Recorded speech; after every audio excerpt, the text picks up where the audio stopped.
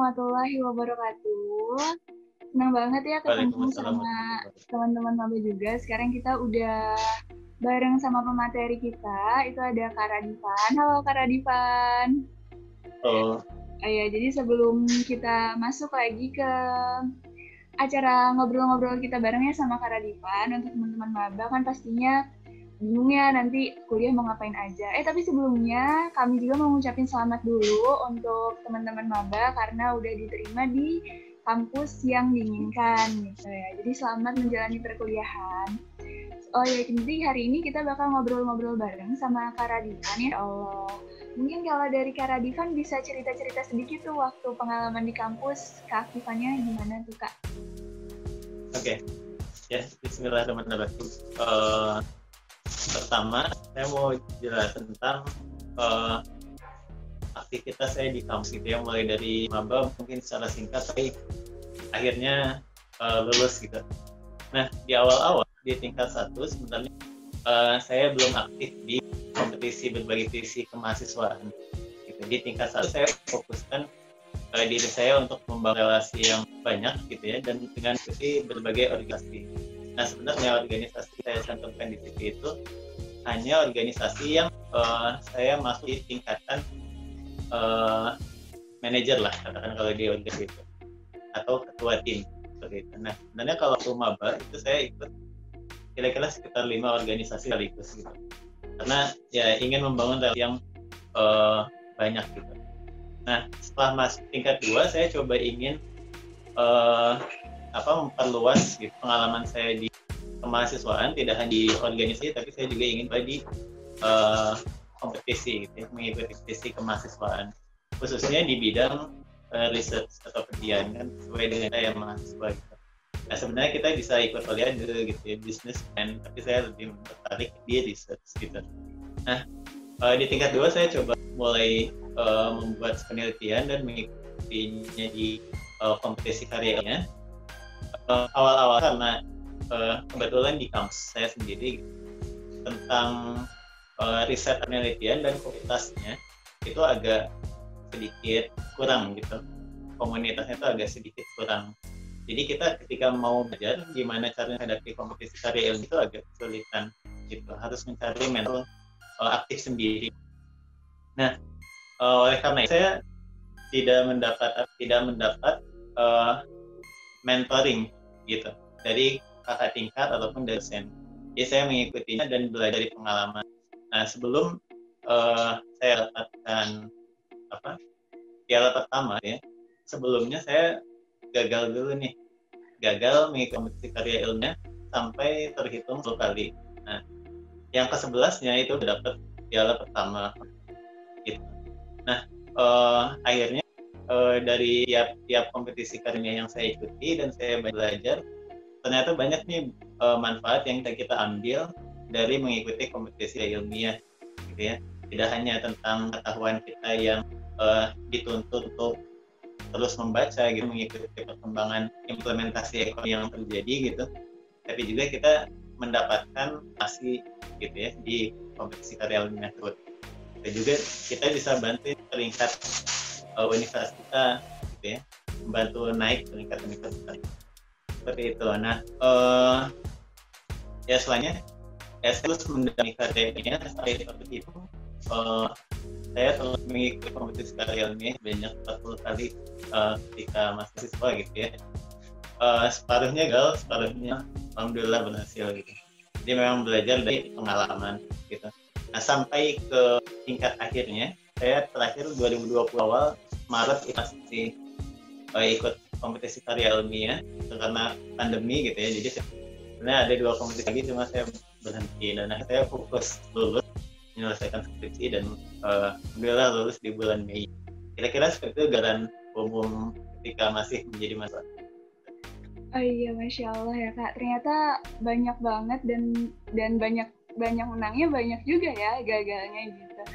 Oh ya Kak, aku jadi penasaran nih, kira-kira yang buat Kakak jadi terpacu untuk ikut kegiatan lomba di research itu apa ya Kak?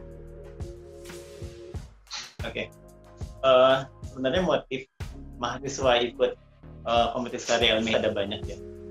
Cuma kalau saya nyeleneh awal dulu pas mau ikut kompetisi ilmiah, karena saya pengen traveling, tapi travelingnya itu saya pengen gratis gitu ya. Nah, ketika kita mengikuti karya ilmiah, kita mendapat pendanaan ya, entah itu dari kampus, dari alumni yang tua, ataupun ada sponsor yang tertarik dengan topik penelitian yang kita gitu. Nah, awalnya motivasi saya itu, tapi selanjutnya saya menemukan motif yang lain. Ternyata mengikuti kompetisi karya ilmiah itu banyak benefitnya gitu. Yang saya jelaskan tadi awal, kita itu jadi dituntut untuk membaca tidak hanya textbook gitu ya. Oke, di kampus, di kuliah, kita belajar teori, tapi bagaimana implementasinya, kita harus belajar sendiri di luar kuliahan. Dan ketika mengikuti kompetisi karya ilmiah, itu dituntut untuk tahu gimana implementasi dari ilmu yang kita pelajari di kelas, seperti itu. Itu yang pertama. Lalu yang kedua, relasi. Oke, relasi kita bisa dapatkan di organisasi. Tapi organisasi itu terbatas linknya, gitu menurut saya ya. Katakanlah gini, kita aktif masih organisasi jurusan himpunan. Berarti kan mayoritas kenalan kita itu jadi himpunan gitu. Atau di tingkat fakultas, ya fakultas universitas atau di Bandung misalkan di Salman itu gitu ya. Nah, ya di Bandung.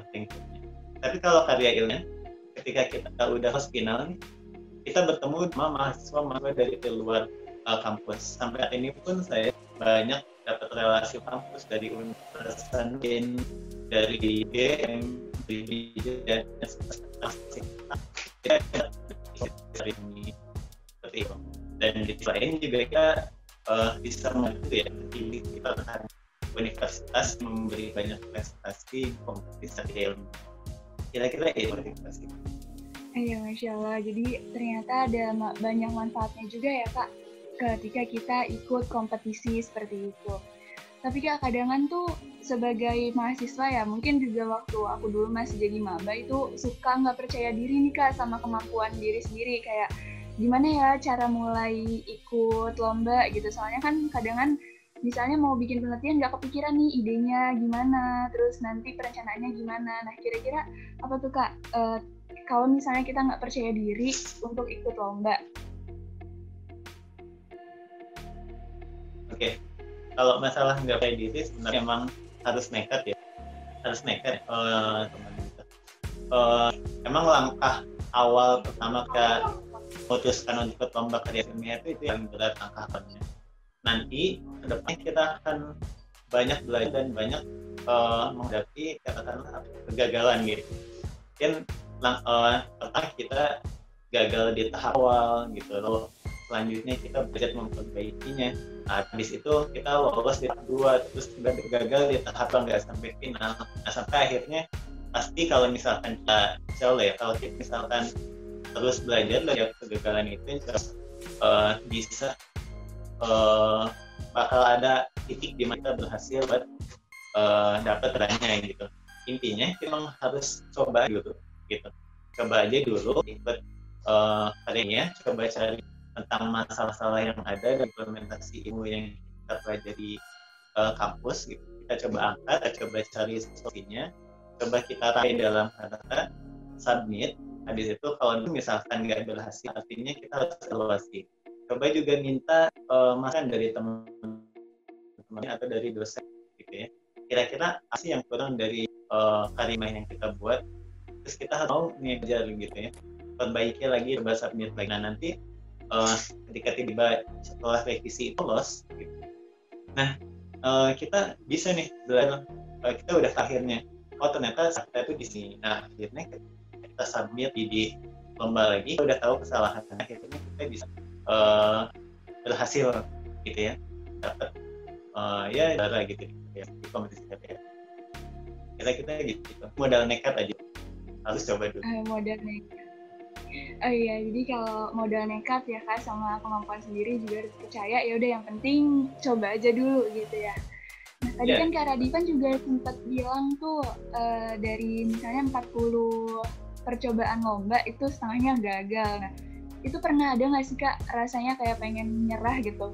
Juga Kak Radivan juga tadi kan bilang piala pertama itu baru didapat ketika setelah 11 gitu, percobaan ke-11. Itu waktu di antara 10 itu, Kak Radifan pernah ada rasa mau nyerah gitu nggak ya? Terus gimana tuh cara supaya nggak nyerah? Kalau saya pribadi ya, jujur nggak ada gitu, nggak ada. Jadi entah dengan teman gitu ya, beda-beda tiap orang gitu ya. Tapi kalau saya pribadi, kalau saya udah menyukai satu hal, terkadang si proses gagal 10 kali ataupun 20 kali itu jadi tidak besar gitu. Itu kalau pribadi ya gitu. Cuma kalau teman-teman mungkin enggak sepemikiran dia dengan saya, enggak sesifat dengan saya, teman-teman juga bisa akali itu masalah ingin nyerah itu dengan tentukan tujuan teman-teman untuk ikut kompetisi itu apa gitu. Kalau misalkan teman-teman motivasinya itu untuk menuntut ilmu untuk membentuk relasi, harusnya kegagalan itu tidak jadi masalah dong. Toh di tiap kegagalan itu dapat pelajaran gitu kan gitu. Jadi perbaiki lagi motivasinya untuk terjun di lomba itu apa gitu ya. Usahakan harus baik tuh tujuannya. Nah kalau misalkan tujuan udah baik, insyaallah kegagalan itu tuh nggak akan ada kata menyerah. Kira-kira gitu. Iya, Masya Allah. Oh iya, Kak, kalau gitu yang penting kan tadi ada keyakinan gitu ya, pokoknya di setiap kegagalan itu pasti nanti bakal ada aja yang berhasil, sama yang penting niat kita itu untuk apa ketika lomba. Nah, aku penasaran nih Kak, kira-kira ada nggak sih lomba yang menurut Kakak itu paling berkesan yang sampai sekarang nggak bisa dilupain gitu? Oke. Ada. Itu kompetisi ya, ada namanya itu Sakti Syariah Activity apa ya, saya lupa. Pokoknya singkatan itu Sakti. Gitu. Jadi Syariah Competition diadakan di Undi itu tahun 2019 kemarin gitu ya. Nah, kenapa itu jadi pesan? Karena saingannya sangat ketat. Kita tumbuh dengan orang yang mahasiswa yang katakanlah mungkin agak seambis saya dan kita ya gitu. Kalau saya persiapan biasanya itu menghadapi babak final kira-kira seminggu. Kalau saya lihat lawan-lawan ini kayaknya persiapannya udah di awal kompetisi mereka udah siap gitu. Dan juga kenapa besar, karena itu salah satu kompetisi karya ilmiah terbesar syariah, tentang topik syariah yang terbesar se-Indonesia gitu yang pernah diselenggarakan. Itu juga emang apa yang didapat kita juara sangat besar ya benefitnya buat kita gitu. Nah, dan kita kenapa berkesan juga karena di perjalanan lomba itu saya dan agak sedikit masalah gitu ya, karena deadline gitu, karena kesibukan masing-masing. Nah, akhirnya ada kendala gitu di internal tim, dan kita pesan seadanya. Tapi dengan pesan seadanya itu ya alhamdulillah ternyata dapat juga. Itu yang penting. Iya, oke Kak. Waktu aku jadi penasaran juga nih Kak, dari cerita-cerita kakak kan kayaknya menarik banget gitu ya ikut lomba. Jadi kayak pengen jadi bersemangat juga nih gimana caranya mulai lomba. Itu biasanya sebelum lomba gitu kakak ada perencanaannya gitu nggak sih untuk gimana cara nyusunnya, terus gimana teknisnya, apa yang harus dipersiapkan ketika mau lomba? Oh iya, oke. Untuk persiapan lomba ya, gitu. Tentu ada persiapan. Pertama, satu hal yang menantang awal gitu ya sebelum memutuskan untuk ikut kompetisi karya ilmiah itu adalah membentuk tim.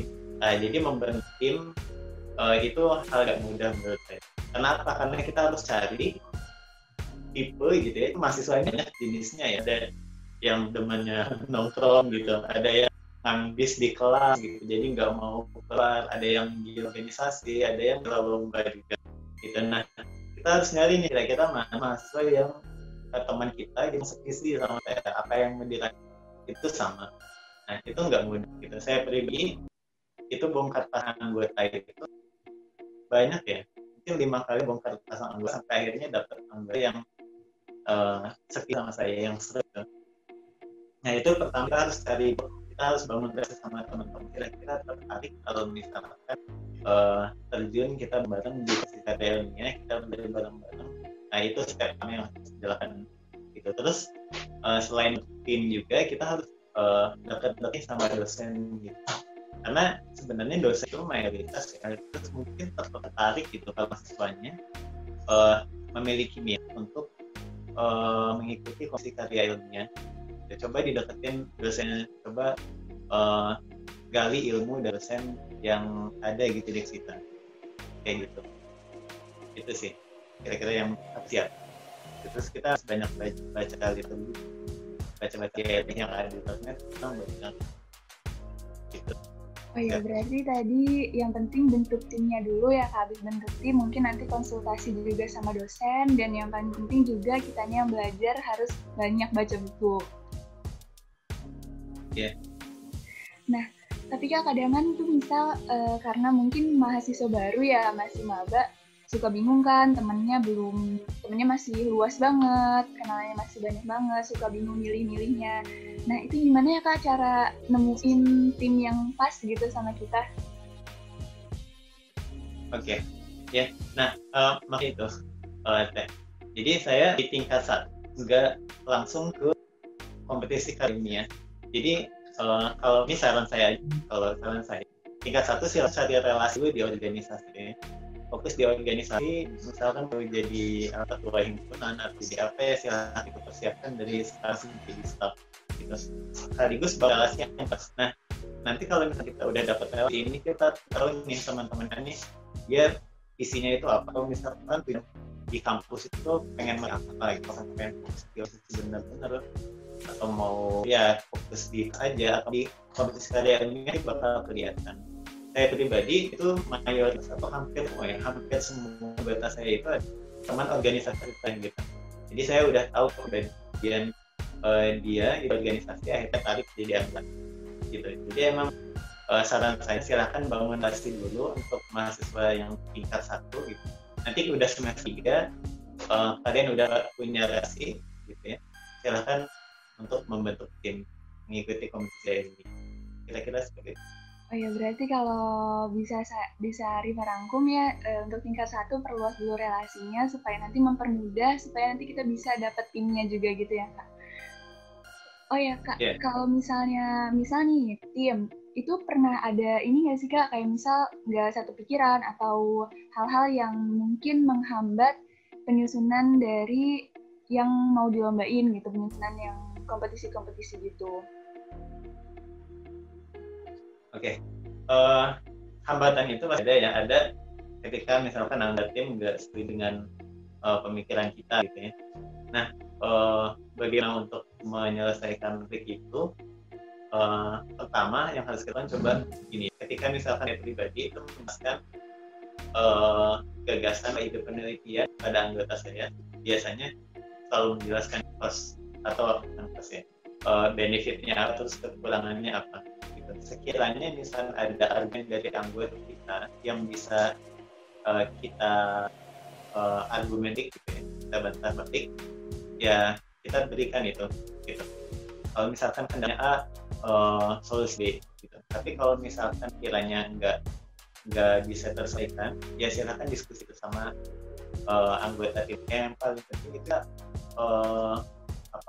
koordinasi yang sama anggota tim gitu. Dan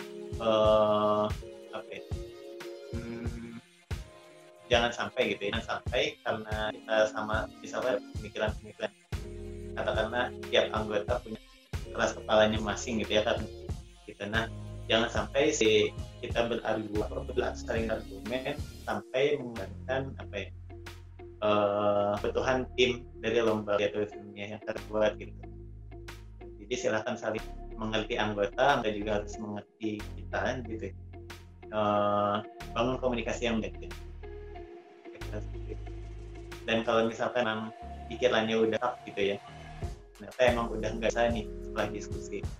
Nah, emang jalan outputnya teman-teman harus mencari partner yang lain gitu. Itu kan yang salah nih gitu. Ketika diskusi sama teman staff untuk selanjutnya ya berarti saya harus beri partner yang lain, karena pasti banyak reaksi teman-teman di kelas. Saya kira begitu. Iya Kak, jadi yang penting dijaga komunikasi sama teman-teman satu timnya ya. Ya, kalau dari kakak sendiri kan udah banyak juga tuh lomba yang diikutin. Kalau kakak cenderung lebih suka lomba yang sendirian atau lomba yang bareng tim gitu? Oke. Kalau saya hampir semuanya tim gitu ya. Hanya satu yang individu gitu. Kenapa saya lebih suka tim? Karena kalau misalkan bersama tim gitu ya, ada katakanlah nggak satu kepala yang pikir, biasanya 3 ya, kan ada 3 kepala yang pikir. Nah, artinya saya itu tidak hanya ngambil insight dari yang saya baca sendiri, tapi juga saya bisa mendengar insight dari orang lain. Itu artinya saya dapat ilmu gitu ketika misalkan saya berkelompok, ada saya mengerjakan sendiri gitu. Terus selain banyak pandangan gitu, ya kita juga terbantu nih. Kita misalkan kita nggak fokus di lomba ya tulis ilmiah aja gitu ya, kita juga punya organisasi yang harus terus, kita juga punya tanggung jawab akademik gitu ya di kampus. Nah, dengan berkelompok dengan tim gitu ya, bisa bagi-bagi tugas nih. Kan penelitian itu nggak dibuat hanya dalam 2 hari gitu ya, bisa jadi 2 minggu gitu. Dan kita bisa kurangi beban itu gitu ya, dengan tidak mengurangi amanah di organisasi beban akademik ya, itu dengan bagi-bagi tugas gitu. Jadi dengan berkelompok, kompetisi kelompok itu bakal lebih ringan buat saya dan lebih banyak aspirasi yang buat gitu. Oh iya, tadi juga Kak Radivan juga tadi sempat menyinggung ya kalau misalnya kerja bareng tim itu bisa saling bantu ketika misalnya ada kekerasan akademik gitu, ada masalah yang berhubungan sama akademik gitu.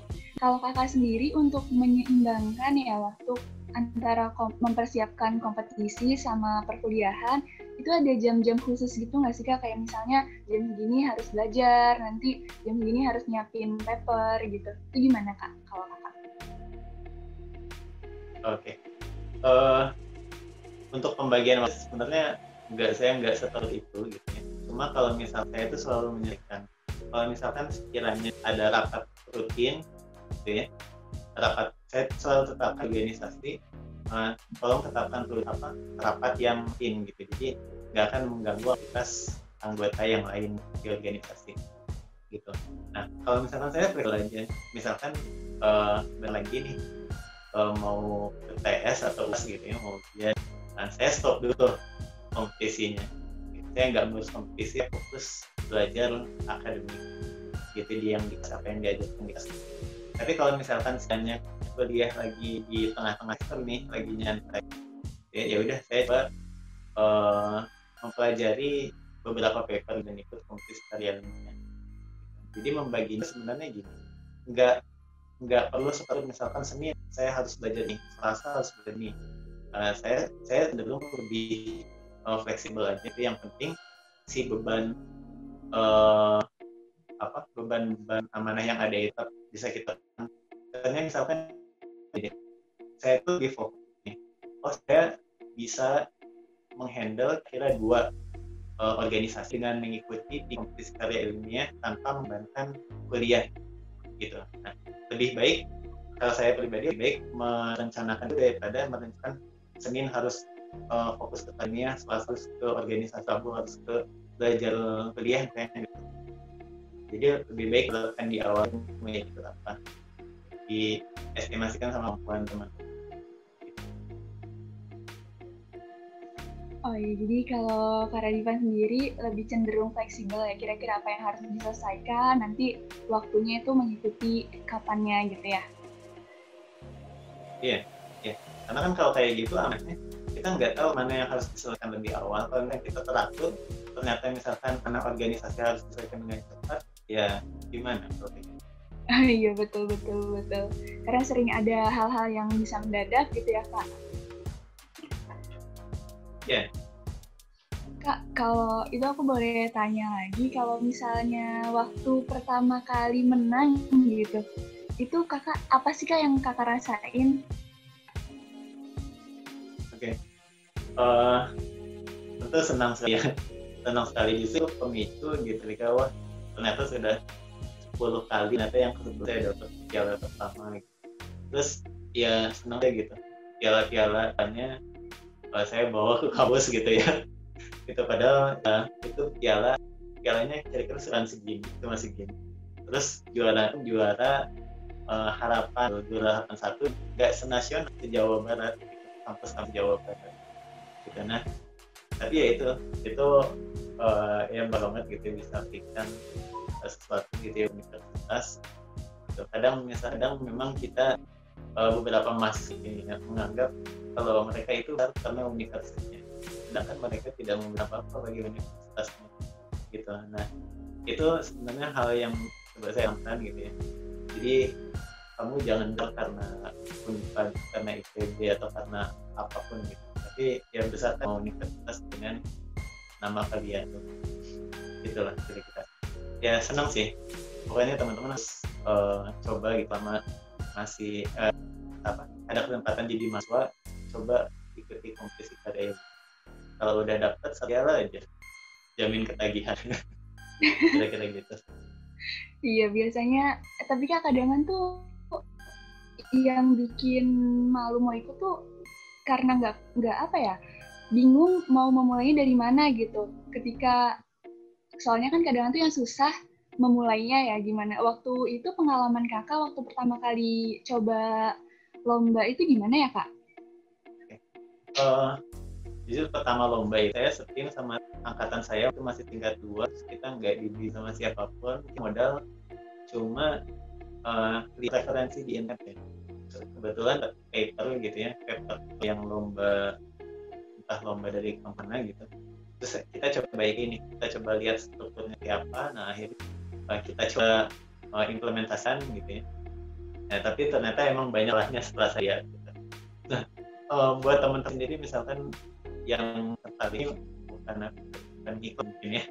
Jadi pasca setelah mengikuti kompetisi karya ilmiah gitu ya, saya dan tim berpikir gitu, kira-kira manfaat apa lagi sih bisa diberikan gitu ya untuk adik-adik mahasiswa. Akhirnya kita membuat sebuah proyek juara LKI gitu ya. Nah, di mana itu ada proyek untuk mengedukasi mahasiswa Indonesia tentang penulisan karyanya dan kompetisinya. Nah di situ saya harap nggak ada lagi kayak mahasiswa saya yang mahasiswa seperti saya yang tertarik sama karyanya tapi nggak tahu mulai dari mana, belajar dari mana. Nah kita coba edukasi itu lewat media Instagram. Mudah-mudahan itu bisa membantu teman-teman bisa cari di URL ini kayak gitu. Itu mungkin kira-kira. Oh ya kak, boleh diulangin lagi tadi kira-kira ada Instagram ya kalau nggak salah platformnya? Ya, itu @juara_lkti. Oh itu boleh Nah, diceritain gitu ya. Bagaimana cara penulis sektor dari awal ke akhir, terus tips-tips gimana caranya memenangkan kompetisi karya ilmiah dengan harapan kayak gini ya. Kalian yang saya jelas bahwa saya kalah dulu 10 kali itu, teman-teman nggak perlu mengalami itu. Teman-teman tinggal belajar kayak kesalahannya gitu ya dan implementasikan kesalahan evaluasi kesalahan saya itu dan teman-teman nggak perlu kalah sampai 10 kali dapat juara, bisa jadi pertama berhasil dengan belajar gitu. Dan saya sharing di platform itu di official account. Oh iya, nanti mungkin teman-teman mahasiswa baru kalau misalnya tertarik mungkin boleh main juga ke Instagramnya Kak Radipan juga, ke yang tadi lomba LKTI ya Kak? Juara LKTI. Oh, juara LKTI, teman-teman mungkin kalau misalnya penasaran, terus bingung mau mulai dari mana, itu mungkin bisa dikepoin juga Instagramnya, mungkin nanti dapat banyak banget tips di sana. Oh ya Kak, aku mau nanya juga nih, kan tadi gagalnya udah, menangnya juga udah.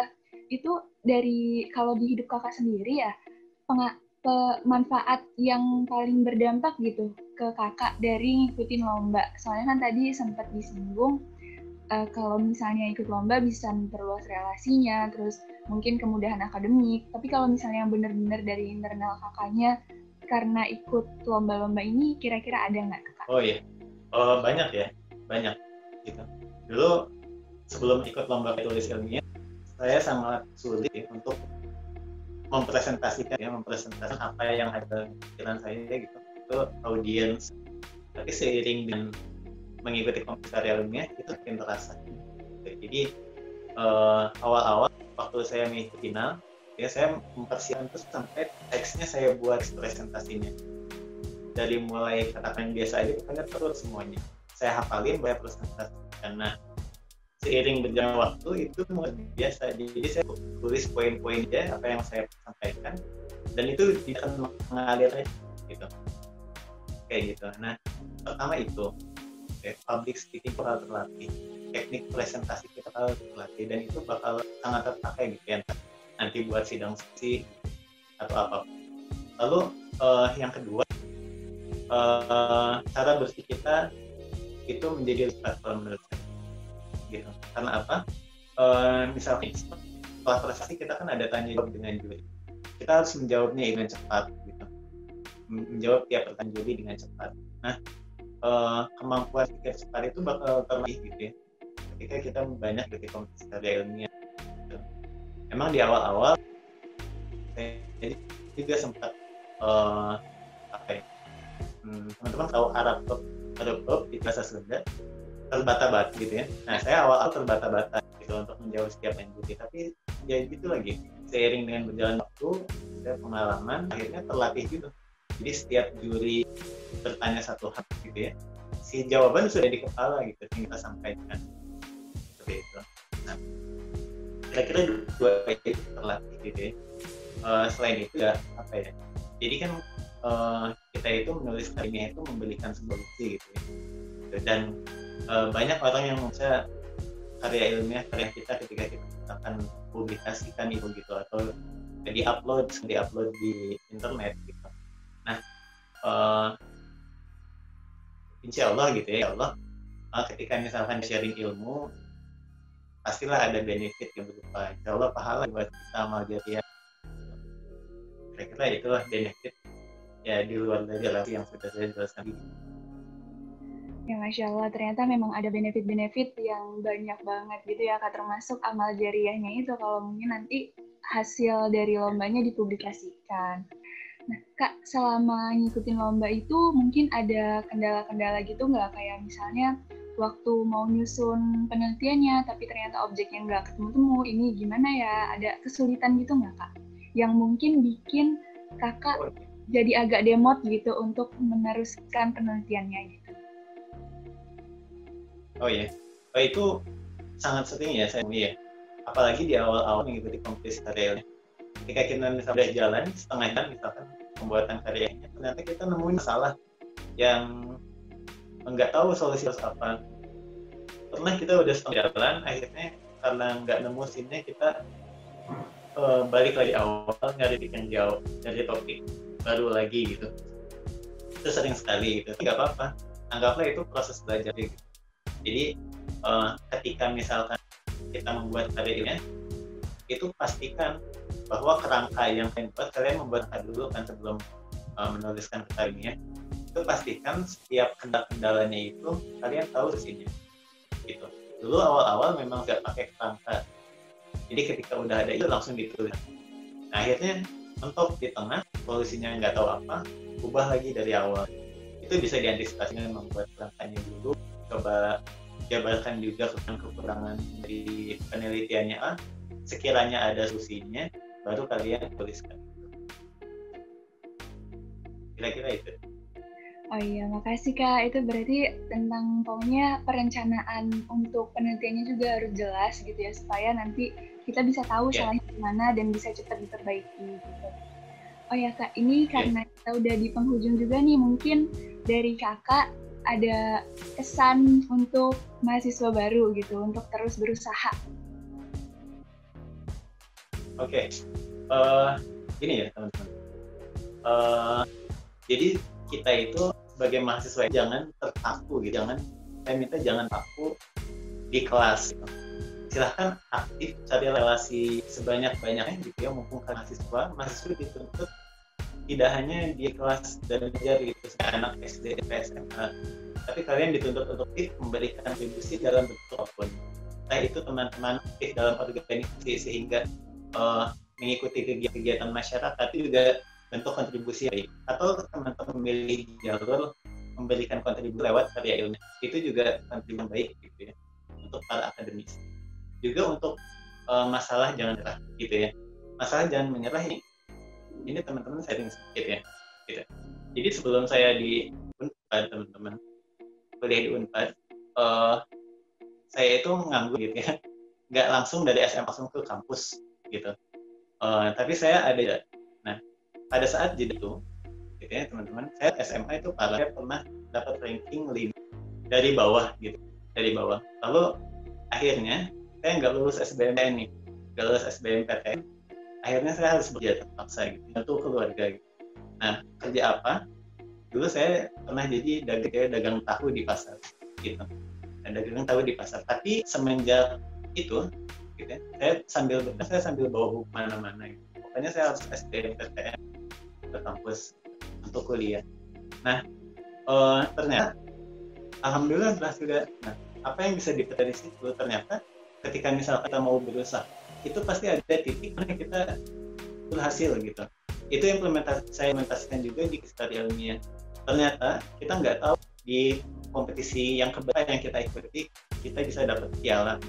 Jadi jangan pernah jangan pernah patah semangat. Kalau kita mahasiswa, apalagi kita masih muda gitu ya, masih banyak energi. Silahkan habis kerjaan gagal teman saat kalian masih masak. Jadi ketika sana di cerita gitu ya, kalian dalam menilai gitu. Ya, Masya Allah, tabarakallah, ya bermanfaat banget sesi sharing kita ya, talk show sama Kak Rafidan ini, karena beliau dari banyak banget pengalamannya juga kita udah kenal sedikit gitu tentang bagaimana sih survival beliau untuk terus berkontribusi lewat bidang karya ilmiah tersebut. Nah, mungkin kalau misalnya Rifa bisa rangkum ya, untuk teman-teman mahasiswa baru yang mungkin masih kebingungan mau milih aktif di mana, di akademik atau di organisasi atau di karya ilmiah, itu pokoknya ada banyak wadah yang bisa kita gunakan ya untuk memaksimalkan kapasitas diri. Mungkin kalau Kak Rafidan itu memilihnya di karya tulis ilmiah gitu.